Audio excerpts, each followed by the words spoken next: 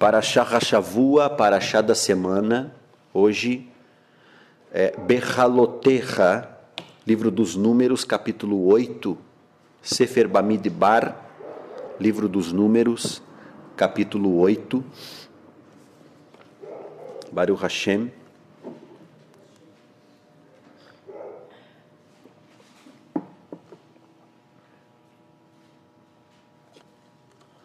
Bendito seja o nome de Hashem.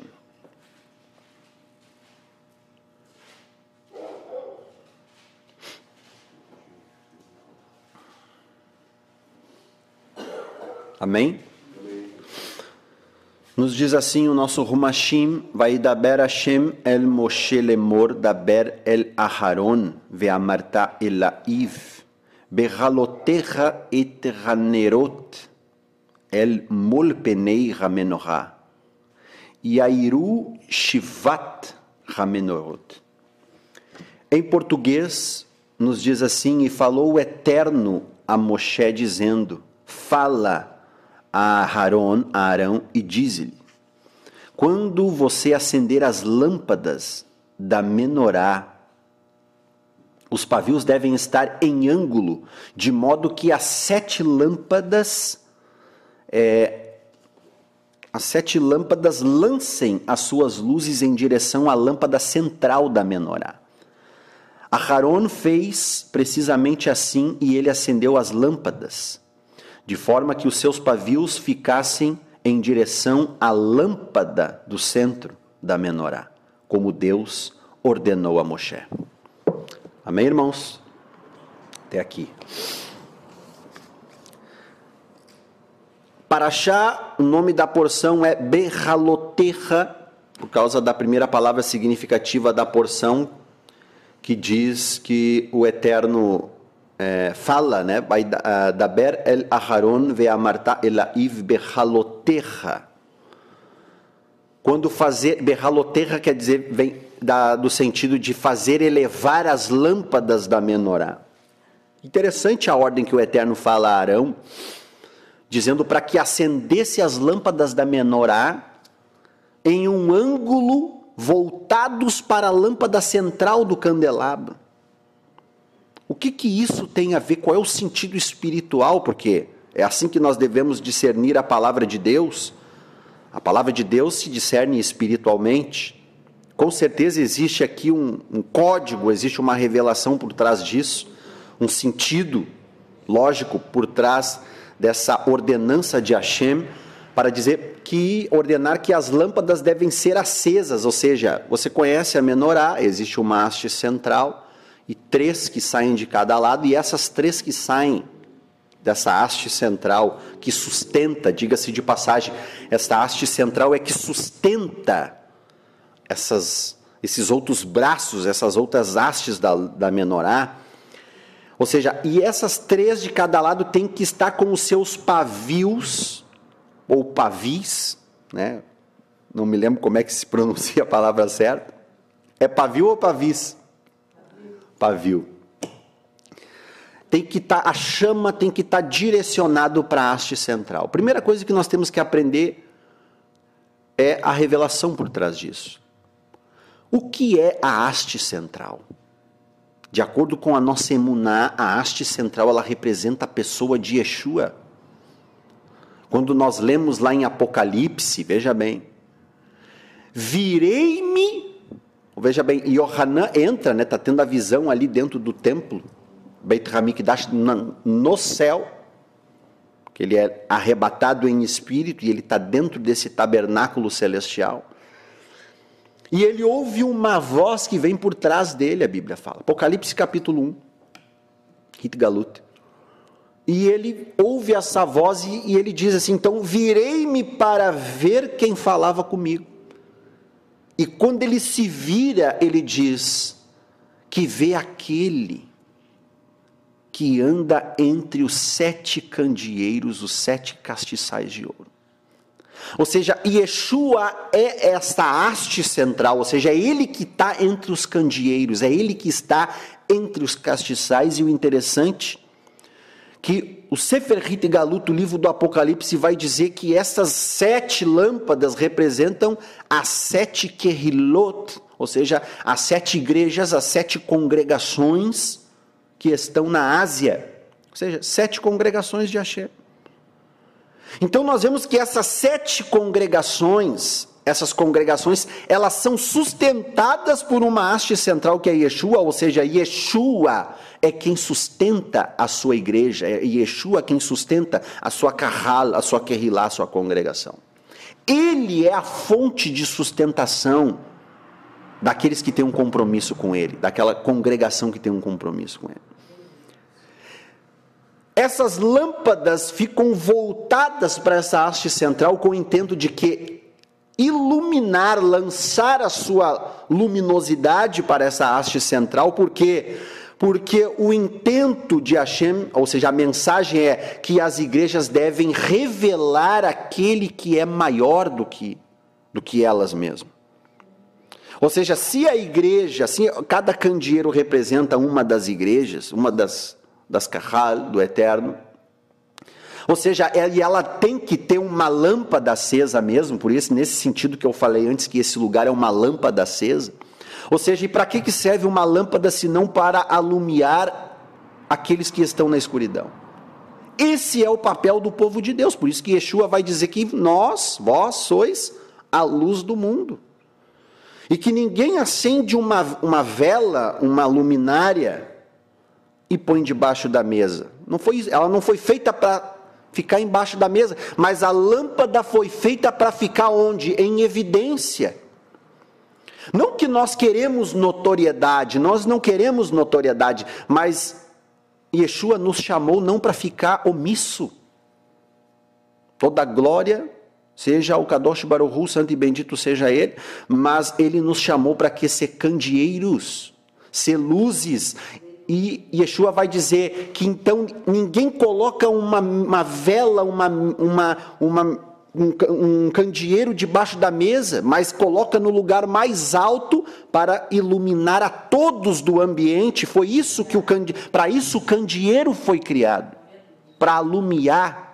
E quando Yeshua fala, vós sois a luz do mundo, ele está dizendo que nós temos um papel importante de refletir a glória de Hashem através das nossas vidas, mas principalmente de revelar aquele que sustenta todas as coisas, que essa glória seja direcionada a ele, que essa lâmpada que nós carregamos, que diga-se de passagem, alumia aqueles que estão em trevas, que essa luz também venha servir para quê? Para revelar a luz maior de todas, que é Yeshua. Que nós venhamos refletir a imagem de Hashem, a glória de Hashem, como o Rabi Shaul vai falar em 2 Coríntios capítulo 3, que não somos mais como Moshe Rabbeinu, Moisés, que quando recebeu as tábuas, a glória estava sobre o rosto dele, mas ele teve que botar o quê? Um véu sobre o seu rosto, de maneira que os filhos de Israel não pudessem fitar a glória que estava no rosto de Moshe. Paulo fala, nós não somos mais assim, mas nós somos o quê? Com o rosto descoberto, nós refletimos a glória da imagem de Hashem, o qual é Yeshua.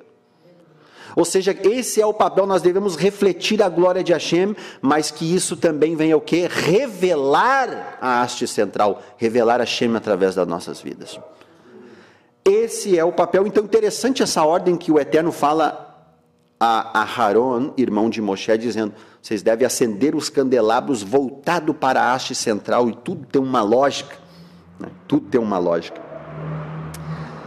O segundo ponto dessa paraxá vai falar da rejeição do maná, do man, quando o povo ali, aqui, essa passagem, essa porção da Torá vai revelar muita murmuração, muito erro, pecado do povo de Israel, e desses erros graves que eles cometem, é murmurar contra o maná celestial que Hashem manda. Porque no momento que eles murmuram do maná, eles estão murmurando do próprio Yeshua.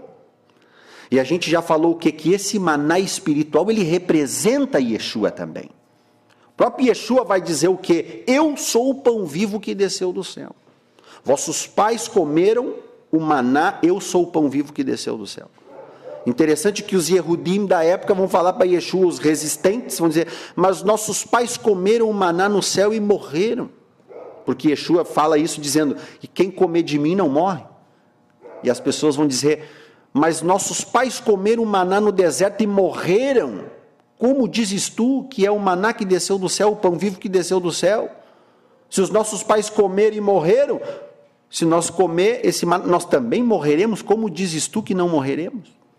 Yeshua vai dar uma resposta que isso não está inserido na Brit Hadashah, ou seja, isso está inserido na tradição judaica messiânica, os rabinos comentando, porque, parafraseando essa passagem, nós sabemos o quê? Que havia o maná sim que descia do céu e ele apodrecia na virada do dia, milagrosamente, porém Hashem vai dar uma ordem para que se pegue um homer desse maná e coloque dentro da arca sagrada, e fecha a arca. E, segundo a própria Bíblia Sagrada e a tradição judaica, vai dizer que o maná na virada do dia apodrecia, mas o maná que estava dentro da arca não apodrecia e não mofava e não embolorava. Ou seja, mantia o seu odor, né? Mantia a sua essência, porque a arca representa o reino de Hashem e tudo que está dentro do reino do Eterno não tem prazo de validade, e é por isso que não estragava. Então, a resposta de Yeshua foi exatamente essa, no momento que disseram, nossos pais comeram maná no deserto e morreram, como dizes tu, que se comermos teremos a vida eterna. Yeshua vai dizer, parafraseando o quê? Vossos pais comeram maná no deserto e morreram, porque o maná que eles comiam era o maná de fora da arca. Porém, eu sou o maná de dentro da arca, que não apodrece, que não mofa, que não estraga, do qual quem comer não morre, mas terá vida em vós. O povo murmura contra o maná, essa murmuração, e quem lembra o que o povo pede lá no deserto? Codorna, frango, mas tem mais que eles pedem alguns vegetais, eles pedem carne, verdade, pede o quê?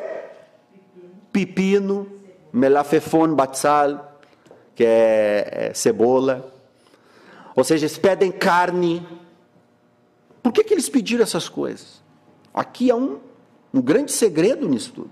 Por que o povo de Israel pediu pepino? Por que o povo de Israel pediu alho, pediu cebola? Lembra que eles até lembravam da cebola e do pepino do Egito? Por que eles pediram carne? Rejeitaram o maná celestial. E os nossos sábios vão comentar sobre isso, porque, comentando esse passuque, esse verso, essa parte da Parashá, eles vão dizer o seguinte, eles pediram isso porque o povo estava tão carnal, que eles pediram pepino, pediram cebola, pediram alho, porque essas coisas são afrodisíacas. Ou seja, despertava o libido no homem e nas mulheres também. Ou seja, os sábios comentando isso, ou seja, o povo preferiu rejeitar aquilo que é celestial, porque é isso que o maná representa, a Torá sagrada, o pão vivo que desce do céu. O povo preferiu o quê?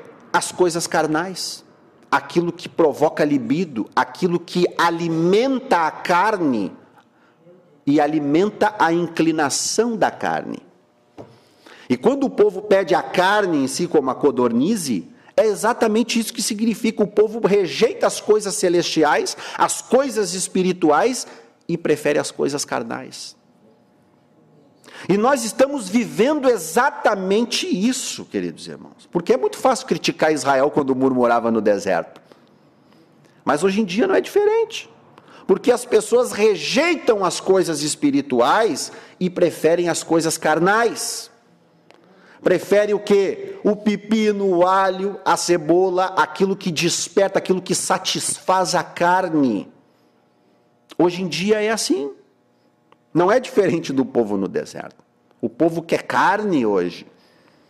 E essa geração representam aqueles que estão aonde? Na inclinação da carne, que nós chamamos de Yetzer Hará, a inclinação do mal. E Rabi Shaul vai dizer lá na carta aos Gálatas o quê? que a inclinação da carne, o fruto da carne é qual? Inimizade, porfia, orgias, bebedices, gritarias, tudo que é da carne. Porém, a inclinação do Espírito é contrária da carne. A inclinação do Espírito é o quê? Longanimidade, que é o fruto do Espírito, benignidade, domínio próprio, mansidão. A gente sabe. E as pessoas hoje em dia estão preferindo a carne, e esse é o problema. É muito fácil identificar quem está na carne. Porque quem está na carne rejeita a Torá, rejeita as coisas celestiais. Quando você prega a Torá para a pessoa, numa primeira instância, às vezes tem pessoas que é assim, numa primeira instância rejeita, mas depois aceita, logo, isso é uma lâmpada que é acesa dentro dela. Outras pessoas rejeitam de vez a verdade. E Rabi Shaul vai falar o que lá em Timóteo? O que eu falei antes, que nos últimos tempos, como James e Jambres resistiram a Moshe Rabbeinu, a Moisés, nos últimos dias também surgiriam pessoas que resistiriam à verdade, e a verdade é a Torá. Salmo 151, verso 142, vai nos dizer que a lei do Eterno é a verdade. E no Passuque 151 vai dizer os mandamentos de Hashem é a verdade. Então Paulo está fazendo o que? Uma midrash aqui. Dizendo o que? Que nos últimos dias as pessoas resistiriam à verdade. Se cercariam de mestres segundo o quê? As suas próprias cobiças, tendo comichões nos ouvidos, ou seja, as pessoas querem se cercar de mestres que preguem, que venham pregar aquilo que elas querem ouvir, e não aquilo que elas precisam ouvir. Porque pregar aquilo que eu quero ouvir é uma coisa, pregar aquilo que eu preciso ouvir é outra coisa. Porque nem sempre Deus vai falar aquilo que nós queremos ouvir, mas vai falar aquilo que nós precisamos ouvir. E que muitas vezes vai gerar o quê? Confronto. Vai gerar o quê? Desconforto. Vai gerar incômodo. Por quê? Porque a lei de Deus, a palavra de Hashem é desafiadora. Não é para qualquer um. Quem quer viver uma vida plenamente, na verdade, vai ter desafios como homem e mulher de Deus. Porque a palavra de Deus vem para nos tirar da zona de conforto. É como orar de madrugada. Hashem nos acorda para orar de madrugada, e aí acordo, levanto ou não levanto. Aí a gente tenta burlar e dizer, não, vou orar deitado mesmo. Diz meia dúzia de palavras e acaba dormindo de novo. Porque quando Hashem nos chama para orar, Ele quer o quê? Que a gente venha se levantar. Vou vencer o sono, vou orar um pouco. Porque a carne, quando tem fome, ela come. A carne, quando tem sede, ela bebe. A carne, quando está cansada, ela dorme. A carne, quando está inflamada, ela cruza. Mas o homem espiritual não faz a vontade da carne. Obviamente, a gente precisa comer, precisa beber, precisa dormir. São necessidades humanas. Mas Yeshua vai dizer que nem só de pão viverá o homem, mas de toda a palavra que procede da boca de Hashem. Ou seja, muitas vezes nós vamos sentir fome, mas nós vamos dizer o quê? Vou jejuar. Amém. E jejum é algo que traz desconforto para a carne? Sim. Quando nós jejuamos, nós estamos afligindo a nossa natureza humana. A natureza humana quer o churrasco, a natureza humana quer comida, quer o X, quer a pizza, quer a lasanha, mas isso realmente é bom? E de vez em quando a gente come, mas de vez em quando também nós vamos dizer o que para a carne? Não, hoje eu vou jejuar. E isso vai o que? Esmurrar a carne. Quando der sede, não, vou jejuar de água hoje, vou ficar o dia todo sem beber água. Quando estiver cansado, com vontade de dormir, nós vamos dizer, não, eu vou fazer uma vigília. Quando der vontade de ter relação sexual com a esposa e com o esposo, o que nós vamos dizer? Não, nós vamos entrar num propósito aí por uns dias para quê? Matar a vontade, a inclinação da carne, e nós vamos estar o quê? Esmurrando a nossa carne. Por quê? Porque as coisas espirituais vão confrontar a nossa natureza humana. E é por isso que o povo não aguenta no deserto e não aguenta mais o maná, porque assim tem gente que até se alimenta do maná por um tempo, mas daqui a pouco ele enjoa do maná, ele não suporta o maná mais. Porque é isso que o povo fala, não aguentamos mais esse maná, nós queremos carne. Sabe quando a carne quer uma coisa muito? Estou com vontade de comer algo, isso é carnal. Ou seja, não suportavam mais o maná, e é isso que Paulo vai dizer, que nos últimos dias não suportarão a verdade. Interessante isso. Por quê? Porque a palavra de Hashem genuína, ela vai gerar desafio, renúncia, e o povo quer a cebola, o povo quer o alho, o pepino, a carne, aquilo que inflama o libido, que alimenta as vontades da carne. Olha que interessante isso. Israel, uma parte de Israel ali em quase sua totalidade, preferiram as coisas carnais do que as coisas celestiais. Que nós não venhamos ser encontrados nessa situação, que nós venhamos esmurrar nossa carne. Porque a tentação vem, e é para isso que serve o jejum, é para isso que serve a consagração, é para isso que serve a lei de Deus, para nos pôr limites. Porque o inimigo vem com as bandejas, vem tentar o quê? Fazer com que a gente venha transgredir a lei do eterno, pecar. E se a gente alimentar a carne, o que vai acontecer? É dois leões que brigam, o que a gente alimentar mais é o que vai vencer. Se você alimentar mais o espiritual, quando vir a tentação, você vai vencer a tentação. Se você alimentar mais a carne, quando vem a tentação, não vai ter outra, é queda, é tombo. Que nós venhamos buscar o maná celestial, que diga-se de passagem, Yeshua disse, eu sou o pão vivo que desceu do céu. Ele é a Torá de Hashem, o verbo vivo que se fez carne, a Torá viva que se fez carne e habitou entre nós. A Torá também vai falar o quê? Da crítica de Miriam com Moshe. E Miriam critica Moshe Rabbeinu, Miriam se levanta contra Moisés, falando mal de Moisés. A Moisés não é o único profeta, porque na verdade Miriam também tinha dom de profecia. Arão também tinha dom de profecia. Hashem falava com Arão também.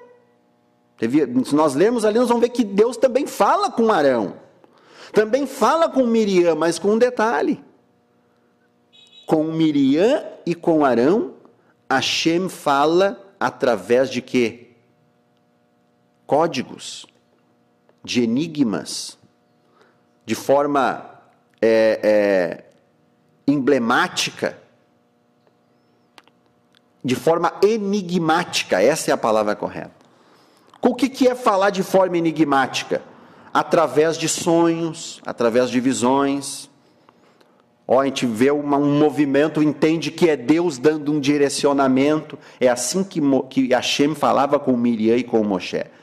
E eles disseram, não, mas nós também somos profeta, e se levantam contra Moshe, e Hashem vem. Eu aprendo algo com Moshe, que é a humildade de Moisés, porque Moisés, ele não se levantou contra os seus irmãos.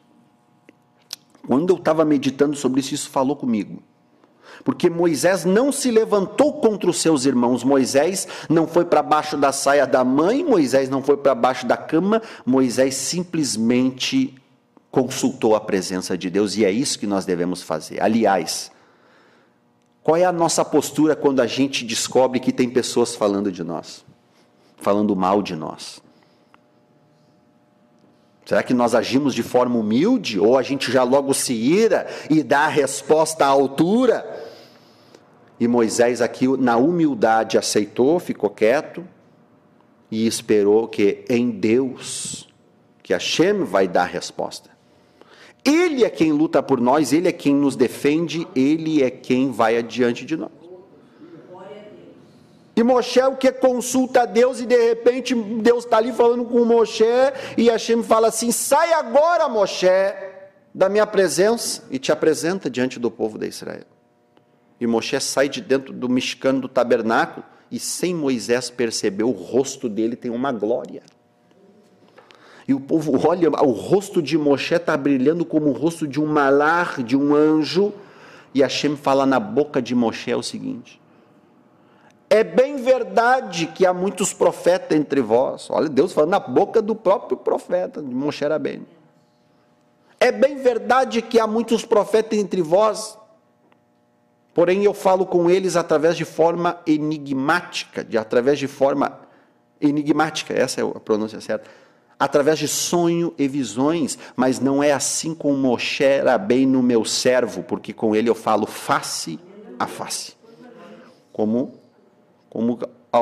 se Deus estivesse falando com um amigo, como alguém que fala com seu amigo, muito próximo. E é por isso que nós vemos que a glória de Deus se revelava através de Moshe, porque o posicionamento de Moisés fazia com que essa glória, permitia com que essa glória fosse manifesta. Porque toda vez que alguém fala de nós e a gente reage de uma forma agressiva e dá resposta à altura e a gente quer debater, pode ter certeza que a glória de Deus não será manifesta na nossa vida. O segredo para que o nosso rosto venha a resplandecer, para que nós venhamos ser como aquele candeeiro que nós estávamos falando antes, para que nós venhamos refletir a glória de Hashem, não podemos revidar, nós temos o quê? Que ficar quieto, porque o justo não se vinga, tem a oportunidade de se vingar e não se vinga, o covarde se vinga, mas o justo espera a justiça em Hashem, em Deus. E que nós venhamos aprender, porque Moisés é um líder. Moisés é aquele, veja bem, Deus vai falar com Arão, pedir para Arão acender as lâmpadas da menorá. Isso é interessante porque o homem e a mulher de Deus foram chamados para isso, para acender as lâmpadas. E segundo Provérbios, Sefer Mishlei em Provérbios vai dizer o quê? Nishmat Adam ner Hashem, a alma do homem é uma lâmpada perante Hashem. Todos nós somos uma lâmpada perante Hashem, mas a grande verdade é que tem pessoas que estão com essa lâmpada apagada e que nós venhamos ser usados como Moshe, como Aharon, que eram líderes, como homens de Deus, que nós venhamos ser usados para acender essa chama dentro de cada um de nossos irmãos. E Moshe é um homem o qual tem características messiânicas. A Bíblia, as Escrituras não dizem que nós temos que ser imitador de Mashiach, de Yeshua, que nós devemos ter o que? A mente de Yeshua, a maneira de pensar, a forma de agir. E Yohanan, o apóstolo João, vai dizer na sua primeira carta, no capítulo 2, ele vai dizer o seguinte, acho que é na segunda carta, agora me fugiu, ele vai dizer o seguinte, que nós venhamos andar como ele andou, Yeshua. Ou seja, andar nas suas pegadas, ser parecido com ele. Ou seja, Yeshua fala, se permaneceres no meu ensinamento, verdadeiramente sereis meus discípulos. E qual é o ensinamento de Yeshua? Que nós venhamos nos amar uns aos outros. Ou seja, que nós devemos ser imitadores dele. E assim como nós somos imitadores de Yeshua, automaticamente Moshe Rabbeinu era imitador de Yeshua. Ou quem você acha que falava com Moshe face a face? Segundo a tradição judaica, Hashem, uma forma mais cabalística de se interpretar a Torá, Hashem, o Eterno, ele não pode se manifestar nesse mundo na forma como ele é. Caso contrário, nós iríamos sucumbir, é poder demais. O mundo existente não suportaria, nem o mundo espiritual e nem o mundo físico suportaria a presença de Deus se Deus se manifestasse de uma forma plena como ele é. Não suportaríamos o tamanho da glória, da kavod. Então o que Hashem faz? O Matzimtzum, ele se contrai, ele cria uma espécie dele mesmo menor. Ou seja, uma forma de se adaptar para poder interagir com o mundo que ele criou, com o mundo celestial e com o mundo físico, de forma que esse mundo não venha sucumbir. Ou seja, Yeshua, ele é um transformador, e nós chamamos na tradição judaica, principalmente no Zohar, que é a obra-prima da Kabbalah judaica, vai dizer que o espírito de Mashiach, ele é a face pequena de Deus que se revela à humanidade. Porque senão o mundo não suportaria a presença de Deus como ele é. Conseguiram pegar? Então, quando a Bíblia diz que Moshe fala face a face com Hashem, quem é esse que fala face a face com Moshe? O próprio Yeshua, o espírito de Mashiach. E nós já vamos falar sobre isso de uma forma mais concisa. Porque é interessante, porque Yeshua vai dizer assim, o próprio Deus, Hashem, vai dizer a Moisés, eu quero ver, o Moshe Rabbeinu vai dizer, eu quero ver a tua glória, mostra-me a tua face. Olha que interessante isso. Porque ele quer ver a face de Hashem, mas ele não falava face a face com Hashem, e agora está pedindo para ver a face do Eterno. E o que o Eterno vai dizer para ele? Quando eu passar, tu vai estar sobre a penha, eu vou te colocar sobre a penha, e quando eu passar, tu vai me ver pelas costas. Eu vou colocar minha mão sobre ti, vou te cobrir até que eu tenha passado, e depois que eu passar eu tiro a minha mão e tu vai me ver pelas costas, Moshe, porque nenhum ser humano, nenhum ser no mundo existencial pode ver a minha face e viver. Ou seja, porque Moshe não pode ver a face de Deus como ele é, porque senão todo mundo vai sucumbir. Então quem é que vai se manifestar para Moshe? A face menor, Yeshua. Yeshua é quem falava com Moshe Rabbeinu. Yeshua discipulava Moisés. Porque acima de Moisés só Hashem, só o Eterno. E quem é que discipulou Moisés? O próprio Eterno. E Moisés traz essas características messiânicas, um homem humilde, um legislador, um libertador, um goel, que nós chamamos um resgatador, um redentor. E se nós queremos ser usados pelo Eterno para acender as lâmpadas nas pessoas, nós temos que ter as características de Moshe e as características de Yeshua, porque um imita o outro. Lembra que Rabi Shaul Paulo fala, sede meus imitadores, assim como eu sou do Mashiach, de Yeshua. Então, essa é a ordem de Hashem, que nós vamos ser imitadores dele, para que nós vamos ser usados para acender as chamas e avivar as pessoas, trazer a luz do Eterno para dentro das pessoas. Baruch Hashem. Lashon Hará foi o pecado de Miriam. Moisés não correu para baixo da saia da mãe, o Eterno vem e fala na boca de Moshe. Com Moisés eu falo face a face. E sabe qual foi a paga de Miriam? Uma lepra, que na verdade não é lepra. Não existe tradução para o português, é uma tsarat, que apodrece a carne, é uma doença espiritual oriunda do pecado da língua. Quando alguém cometia o pecado de Lashon Hará, que é a língua influenciada pelo mal, para falar mal de alguém, para difamar alguém, para causar danos morais, então essa doença espiritual vinha sobre a pessoa, e é exatamente isso que acontece com Miriam, de forma que o quê? Miriam foi acometida por essa tsarat, de maneira que ficou leprosa, e teve que ser tirada para fora do arraial. Porque essa é a paga da Lashon Hará. E o interessante é que essa lepra, essa Lashon Hará, tira a sensibilidade de quem a possui. Ou seja, trazendo para os dias de hoje, porque hoje nós não temos mais essa doença de forma física, mas ela existe de forma espiritual. Toda vez que nós vamos buscar a presença de Deus e nós não sentimos a presença de Deus, muitas vezes as pessoas botam culpas no lugar. Eu não vou mais lá porque lá não tem a presença de Hashem, eu vou lá, eu não sinto. Mas às vezes o problema não é o local, às vezes o problema é a pessoa que está com uma tsarat espiritual e já não sente mais a presença de Hashem e bota a culpa no rabino, bota a culpa nos shamashim, nos obreiros, bota a culpa no local, no pastor. Mas o problema é ela. Que nós não venhamos nos encontrar na condição de Miriam, se levantando contra os homens de Deus e contra as mulheres de Deus, mas que nós venhamos o quê? Usar a nossa boca para tudo que é bom, agradável, de boa fama, para abençoar. Leva Yaakov Hatzadik, vai dizer, não pode jorrar de duas fontes, ou melhor, de uma fonte, 2 tipos de água. Não pode jorrar água salgada e água doce de uma mesma fonte.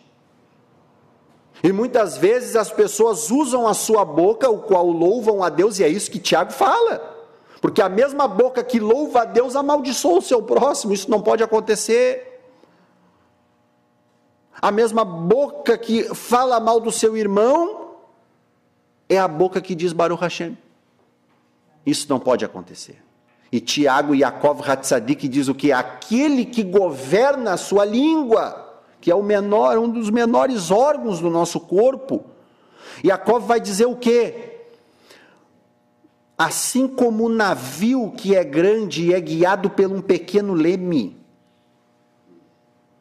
assim é o ser humano, que ele possui um membro pequeno, a língua.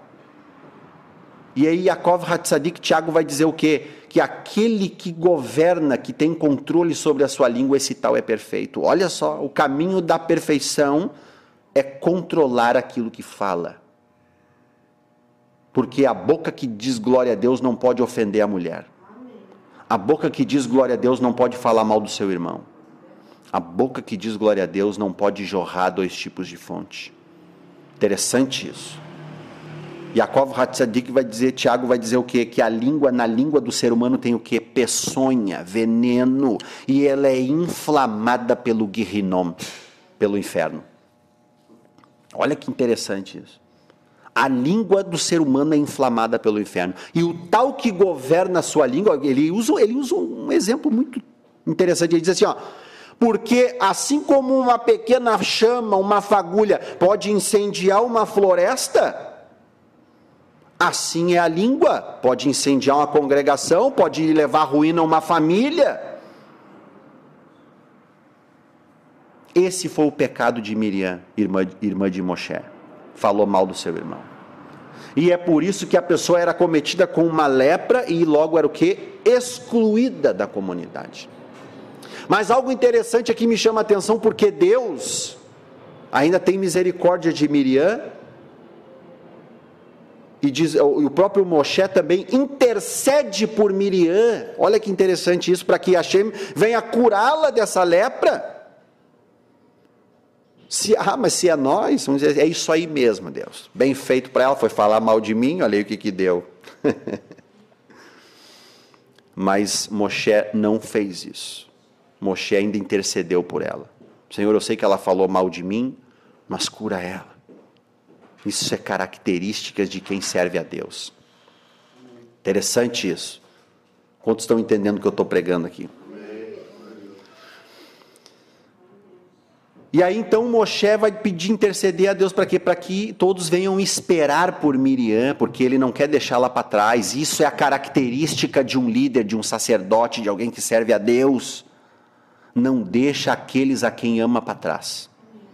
Mas se desentenderam. Não, mas nós não vamos deixá-la para trás. O povo não anda enquanto Miriam não ser purificada da sua lepra e poder estar junto conosco novamente para seguir viagem.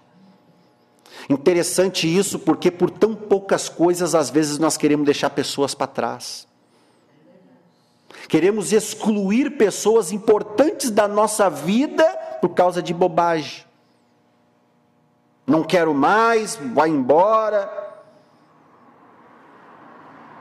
Moshe não. Moshe falou, não, Senhor, vamos esperar por ela. Ela pode ter falado mal, parafraseando, né? Ela pode ter falado mal de mim, mas ela é uma pessoa importante para a minha vida, ela é minha irmã. Porque um servo de Deus e uma serva de Deus não deixa ninguém para trás para morrer no deserto. Que nós venhamos ser usados por Hashem, pelo Eterno, para resgatar essas pessoas que estão no deserto. Porque tudo que Hassatã quer é o quê? Que nós venhamos deixar pessoas pelo deserto. E muitas vezes são pessoas da nossa própria família. E sabe o que Rav Shaul vai falar? Aquele que não tem cuidado dos seus, principalmente dos da sua casa, negou a fé e é pior do que o infiel. E que nós venhamos o que ter características de Moisés, de Yeshua, resgatar essas pessoas, não desistir de vidas, que nós não venhamos reagir, fazer justiça com a nossa própria boca ou com as nossas próprias mãos, mas entregar nas mãos do Eterno e interceder por essas pessoas. Amém, irmãos? Essa porção também vai falar de algo interessante, Pesach Sheni. Alguém sabe o que é Pesach Sheni?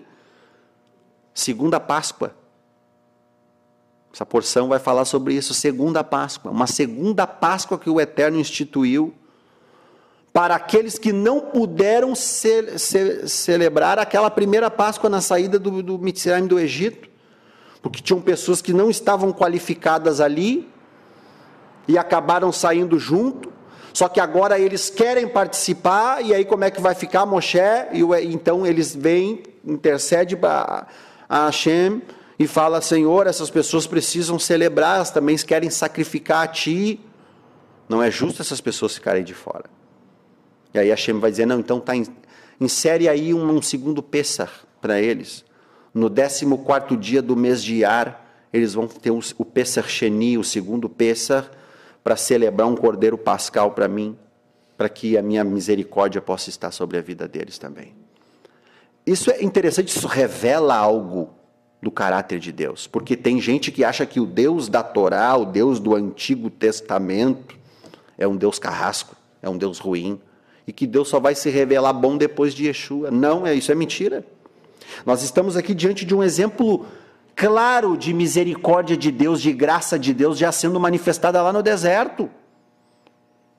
Porque as Escrituras nos dizem no Sefer Ivrim, no livro de Hebreus, Deus é o mesmo ontem, hoje e será para sempre o mesmo. Ele não mudou. Baruch Hashem. Ou seja, diversas vezes nós vemos, pessoas falando que Hashem não manifestava graça, não, porque agora nós estamos na graça. Balela, já existiu uma graça naquele tempo. Lembra do pecado do Regel Hazahav, o bezerro de ouro? Hashem fala para Moshe: eu vou matar esse povo, Moisés. Permita-me que eu desça agora e mate esse povo, porque rápido se desviou da minha presença. Deus estava decidido a matar o povo. Severidade, Deus é justiça também. Não compactua com o pecado. Mas Moshe mais uma vez intercede pelo povo. Olha que interessante. E a Brit Hadashah, o Novo Testamento, vai chamar Yeshua de quê? O mediador. Há um só Deus e um só mediador entre Deus e os homens, Yeshua HaMashiach. Moshe representa, é uma tipologia de Yeshua lá no deserto. Por isso que ele vai dizer: Deus, Hashem, suscitará entre vós um profeta semelhante a mim, a ele ouvirás. E aquele que não ouvir as palavras que Hashem colocar na boca dele, prestará contas ao Eterno. Ou seja, está falando de Mashiach, é uma profecia messiânica. O interessante é que Moshe vai dizer: Deus suscitará dentre os teus irmãos um profeta semelhante a mim. Ou seja, há uma semelhança entre Moisés e Yeshua. Yeshua está aqui, Moshe está aqui intercedendo, como se fosse Yeshua hoje, nos dias de hoje, o nosso Gadol HaKohen, o sumo sacerdote, intercedendo por nós diante do Pai. E as misericórdias do Senhor é a causa de não sermos consumidos. E Deus decide o que? Eu vou acabar com o povo. Moshe intercede mais uma vez, e Hashem aplaca sua ira, e perdoa o povo. Entrega as tábuas novamente. Lembra que Moshe quebrou as tábuas? Representando o corpo de Yeshua, sendo quebrado, para que houvesse perdão sobre o povo. Só que Hashem manda Moisés fazer mais 2 tábuas e escreve de novo e entrega as Luhot as tábuas da aliança para Moshe, e perdoa o povo. Então nós vamos ver diversas vezes na lei de Deus, Deus perdoando o povo, manifestando graça, manifestando misericórdia, porque Ele é o mesmo ontem e será para sempre o mesmo. Obviamente que a graça manifesta em Yeshua é muito maior. Porque essa graça que Hashem faz aqui, de perdoar, era uma graça que tinha que ser renovada. Em Yeshua é diferente, é uma graça maior. E é por isso que o apóstolo Yohanan Hashaliach vai dizer o quê? Que em Yeshua nós recebemos graça sobre graça. É uma graça maior do que a graça aqui. Mas Hashem manifestava a graça. Algo interessante sobre o caráter de Deus. Ele não mudou. A misericórdia, em outra oportunidade eu falei aqui, que a palavra graça em língua hebraica é rechem. Até nós cantamos, né? Rechem, Rachenu, Hashem Elokeinu, Rachem. Misericórdia, graça, rechem. Rechem, em língua hebraica, significa também útero. Por quê? O que tem a ver uma coisa com a outra? Porque a misericórdia, a graça, é o atributo mais interno do Eterno. Glória a Deus. E aqui nós vamos ver algo interessante, nos encaminhando para o final. Essa paraxá também vai falar da nuvem de glória. Lembra da nuvem que guiava o povo no deserto? Quando as escrituras vão dizer que quando a nuvem se movia, o povo entendia. É para marchar, é para caminhar, é para peregrinar. Levantava acampamento e ia. A nuvem parava, o povo parava. O mexicano era montado, por uma vez montando o mexicano, a nuvem descia sobre o tabernáculo. E então Moshe consultava o Eterno ali. Interessante essa nuvem, que nós, em língua hebraica a nuvem é Anan. Diga Anan. É nuvem em língua hebraica. Só que a palavra Anan também é conhecido como Anani, minha nuvem. Interessante isso, que nós vamos aprender quem é essa nuvem que guiava o povo, que amparava o povo, que abrigava o povo, como um teto, aquecendo o povo, refrescando o povo de dia, fazendo sombra e aquecendo durante a noite. Quem é essa nuvem que guiava o povo no deserto? Que nós chamamos em língua hebraica também de Shekhinah. Shekhinah é a nuvem da presença. Shekhinah vem da palavra Shechem, que quer dizer repousar sobre. Então Shekhinah quer dizer o que? A nuvem que repousa, ela repousava sobre o tabernáculo mexicano. Quem é essa nuvem que guia o povo no deserto? Que quando se movia, o povo se movia, quando parava, o povo parava e descia sobre o mexicano, e que, diga-se de passagem, Moshe Rabbeinu entrava dentro dessa nuvem e falava com o Eterno face a face. Quem é essa nuvem? Essa nuvem é Hashem, é o Eterno, sim, mas eu digo mais, essa nuvem é Yeshua. Yeshua é quem guiava o povo no deserto. Os nossos sábios vão dizer, Rashi, que é o maior comentarista do povo judeu, ao comentar o texto de 1 Crônicas, capítulo 3, 24, diz assim, diz que Anani é um dos nomes do Mashiach. Lembra que nuvem é Anan? Anani quer dizer minha nuvem. Rashi vai dizer, esse termo Anan, ou Anani, que quer dizer minha nuvem, é um dos nomes do Messias. Um rabino que não acredita em Yeshua, ele diz, esse termo Anani é um dos nomes do Messias. Yeshua tem vários nomes. E a Bíblia vai nos revelar, mas existe um que é sobre todos os nomes, qual é Yeshua. E não existe outro nome pelo qual o homem possa ser salvo. Mas um dos nomes de Yeshua é Anani, a minha nuvem. Olha que interessante isso. E ao comentar 1 Crônicas 3:24, Rashi vai dizer assim, que vai falar ali da descendência de Davi. 1 Crônicas 3:24 vai dizer assim, e os filhos de Elionai, Elioenai, lembra desse nome? O nome do pastor hoje que estava conversando com nós lá. Elioenai. Os filhos dele, que ele é da descendência de Davi Hameler, vai dizer, o nome dos 7 são Odaviahu, Eliashiv, Pelaiah, Akuv, Yohanan, Delaiah e Anani. O 7º, vai dizer assim, o texto. E aí para ali, no 7º, para a narrativa. Rashi, ao comentar, diz, esse sétimo aqui, Anani, é Mashiach.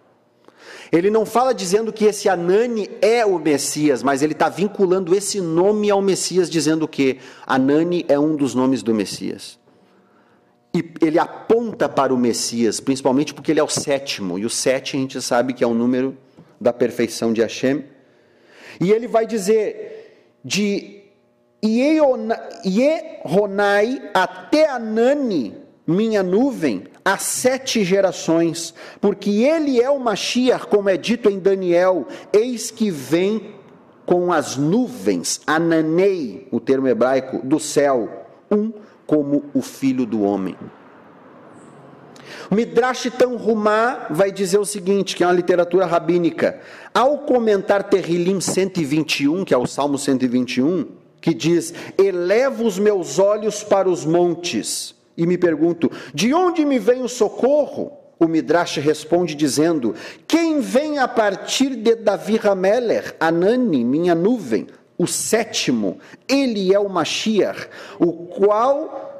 qual o significado de 7? Ele pergunta e ele mesmo responde, isso fala acerca do rei Messias, como está escrito, ele foi desprezado nos dias das pequenas coisas, estes são os 7, Zacarias 4:10.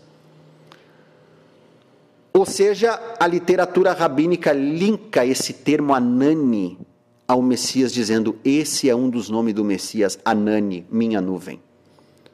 E Rashi vai citar o que lá? Acho que é Rashi que fala, o que? Ele cita Daniel 7:13. Lembra da profecia de Daniel? Que o Messias viria sobre as nuvens dos céus. Veja que junto com o Messias está o que? A nuvem. Sempre a nuvem acompanha o Messias quando ele vem de uma forma gloriosa. E a Shekhinah, a nuvem que guiava o povo no deserto, nada mais era do que uma nuvem gloriosa. Uma nuvem de glória. Anan Kavod, nós chamamos, a nuvem de glória. Então, quando Yeshua vem em glória, quando o Messias vem em glória, sempre há uma nuvem junto com ele. E isso que Daniel vê na visão, olha que interessante isso. E de acordo com o Midrash, a palavra 7 se liga com Anani, significando 7 eventos, até quando a pedra feriu a estátua e se tornou uma grande montanha e encheu toda a terra, Daniel 2:35, e esta pedra é o Filho do Homem vindo nas nuvens do céu. 1 Coríntios 10, Paulo vai falar algo interessante. Ele vai dizer assim, todos passaram pela Tevilá, pelo batismo na nuvem, se referindo ao povo no deserto. Todos passaram pela Tevilá, o batismo, na nuvem e no mar, e comeram da mesma comida espiritual e beberam da mesma bebida espiritual, da pedra que o seguia, e essa pedra era Mashiach, Cristo. O que Paulo está dizendo aqui, Rabi Shaul? Está dizendo que o povo que estava no deserto tiveram as mesmas experiências que nós temos hoje, de desfrutar da presença do Ruach, do Espírito de Hashem, quando eles foram batizados aonde? Ele está dizendo aqui, na nuvem, na Anan Kavod, na glória, eles foram batizados na nuvem, é isso que Paulo está dizendo. O que é ser batizado na nuvem? É quando a nuvem baixa e a gente mergulha dentro dessa nuvem. E é isso que o Eterno quer de nós, que nós venhamos adentrar a presença dEle, adentrar essa nuvem, e ter experiências, intimidade, e ser envolvidos, embebidos por esta glória. E essa nuvem é quem? Yeshua. Lá em Colossenses, Paulo vai dizer, nele também fostes batizados, se referindo àquele povo de Colosso. Shaul vai dizer, nele também fostes batizados, como assim nele quem? No Messias. Também fostes batizado. Quando nós adentramos a presença de Hashem, quando nós desfrutamos das coisas espirituais do Eterno, nós estamos sendo batizados no Messias. E é Ele quem batiza com o Ruach HaKodesh, com o Espírito Santo. É Ele quem batiza. Ele é essa nuvem, o qual quando nós nos batizamos, quando nós entramos, somos capacitados por Deus para toda boa obra. Interessante isso. E para terminar, não poderia deixar de citar o verso de Matitiahu, Mateus 24, 29 ao 30.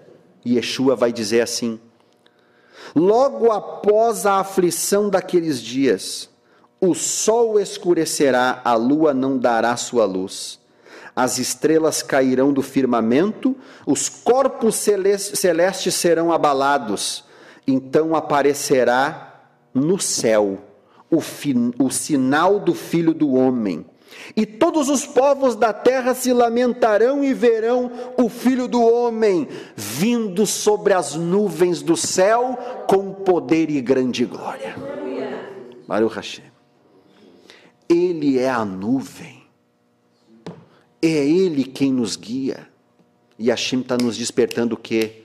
Porque é Ele quem guiava o povo no deserto, e muitas vezes nós queremos o que? Assumir o volante das nossas vidas, nós queremos assumir as rédeas da nossa vida, e Hashem está dizendo assim: ei, tira o pé, baixa o vapor, deixa eu controlar a tua vida, deixa eu guiar, deixa eu te dar a direção, deixa eu cuidar de ti.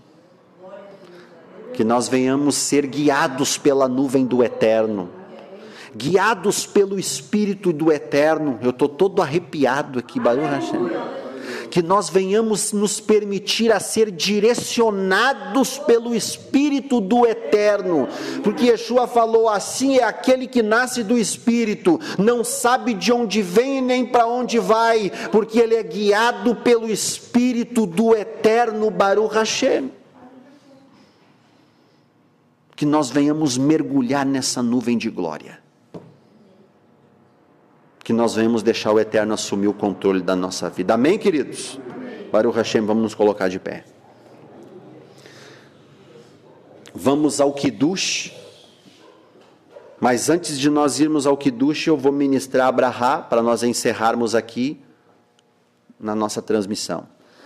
Yevarechecha Adonai veishmerecha, Yair Adonai panav elecha veihuneka.